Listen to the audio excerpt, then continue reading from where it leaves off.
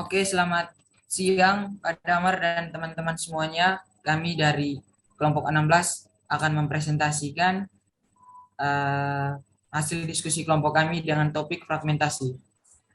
Perkenalkan saya Emilianus Farisko Lumagi Siraja, NIM 185 114 032. Selanjutnya ada Maruli Alexander Masu, NIM 185 114 034. Dan yang terakhir ada Andro Manurung, NIM 195 114 036.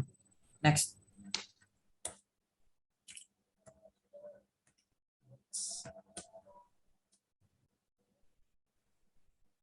Fragmentasi. Apa itu fragmentasi? Fragmentasi adalah sebuah klasifikasi rekayasawan yang ada di industri atau perusahaan besar yang bergerak di bidang teknologi. Next.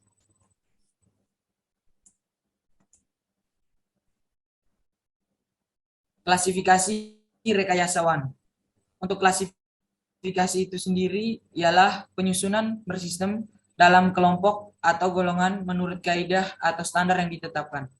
Untuk klasifikasi itu sendiri dibagi menjadi 5. Yang pertama menurut pendidikan, selanjutnya ada produk, terus menurut fungsi, menurut klien atau majikan, dan menurut pihak yang terkena proyek atau kerekayasaan. Terus yang selanjutnya, apa itu rekayasawan?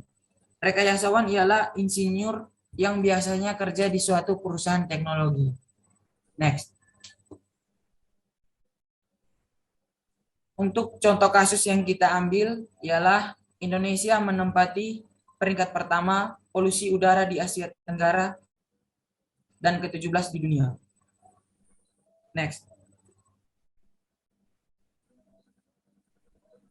Setelah menonton video kasus tadi, untuk analisa kasusnya yang pertama, salah satu fragmentasi yang cukup kita kenal ialah pada peristiwa Indonesia menempati peringkat pertama polusi udara di Asia Tenggara. Negara paling berpolusi ini adalah negara-negara dengan konsentrasi PM2,5, yaitu PM2,5 itu sendiri partikel udara yang berukuran lebih kecil dari 2,5 mikron. Polusi partikel halus yang dikenal sebagai PM2,5 umumnya diterima sebagai yang polutan paling berbahaya. Pantauan secara luas, polutan udara ini telah ditemukan menjadi faktor utama yang berkontribusi terhadap efek kesehatan manusia, seperti asma, stroke, penyakit jantung, dan paru-paru. Polusi partikel halus atau PM2,5 ini telah menyebabkan jutaan kematian dini setiap tahunnya. Selanjutnya akan dijelaskan oleh teman saya. Next.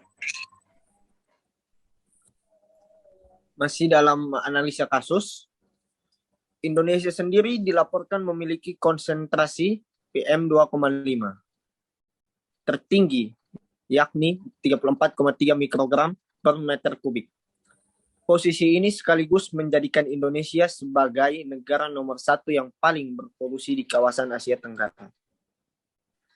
Berdasarkan laporan IOR, bulan-bulan dengan kadar konsentrasi PM2,5 tertinggi adalah pada bulan Juni dan bulan Juli.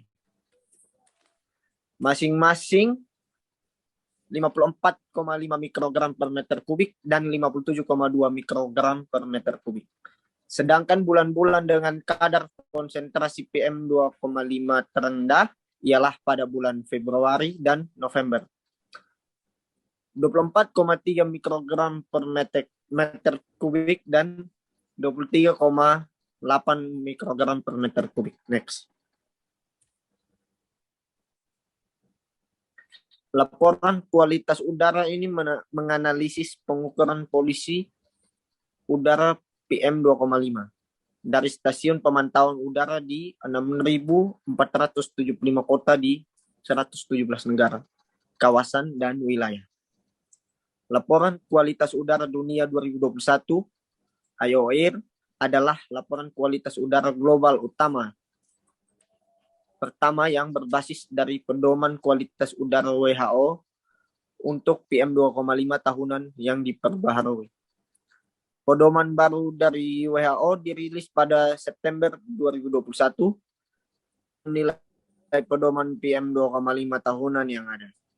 Dari 10 mikrogram per meter kubik ke 5 mikrogram per meter kubik, hanya Kaledonia Baru, Kepulauan Virgin, Amerika Serikat, dan Puerto Rico yang memenuhi pedoman kualitas udara PM 2,5 WHO yang terbaru.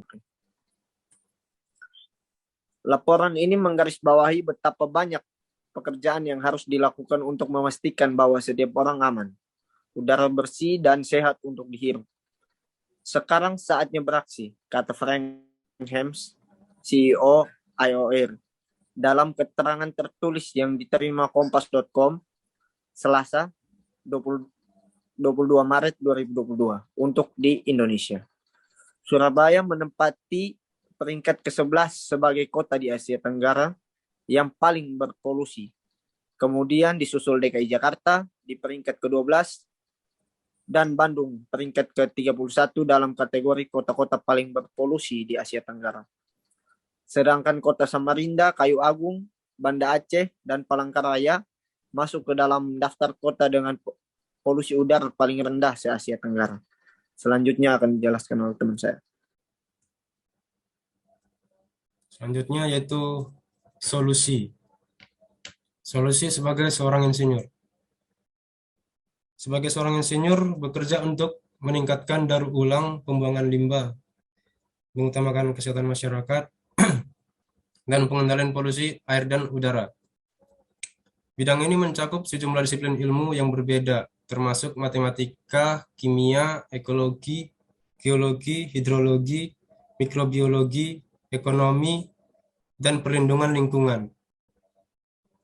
Sebagai seorang insinyur, menggunakan keterampilan teknik untuk mengembangkan proses untuk memastikan proyek infrastruktur mengikuti prinsip dan peraturan teknik. Membantu membangun proyek penting seperti bendungan, sistem daur ulang, pasokan air kota, dan fasilitas pengolahan air limbah. Sistem yang membantu mengurangi polusi udara industri dan banyak lainnya.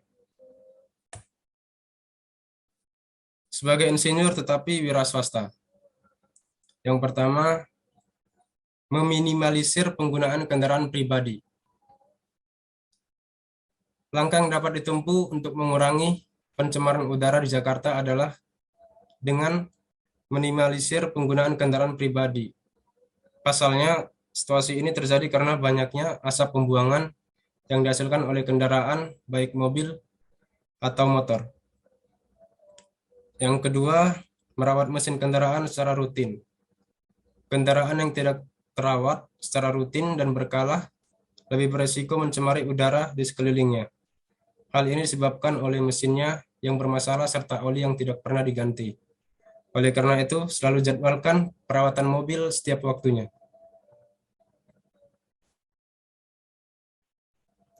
Sebagai insinyur, juga karyawan yang menyebabkan masalah, yaitu mengidentifikasi sumber pencemar udara dari emisi, lalu menentukan karakteristik sumber pencemar udara dari emisi, menilai tingkat pencemaran udara dari emisi, melaksanakan PPU dari emisi, menentukan peralatan PPU dari emisi, mengoperasikan alat PPU dari emisi, menyusun rencana pemantauan pencemaran udara dari emisi, melaksanakan pemantauan pencemaran udara dari emisi, mengidentifikasi bahaya dalam PPU dari emisi, melakukan tindakan K3 terhadap bahaya dalam PPU dari emisi. PPU di sini maksudnya ialah pemantauan pencemaran udara.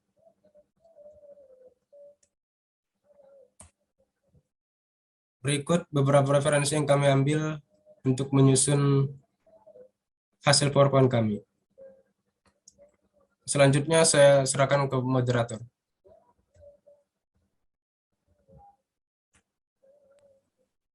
Oke, next, Mas.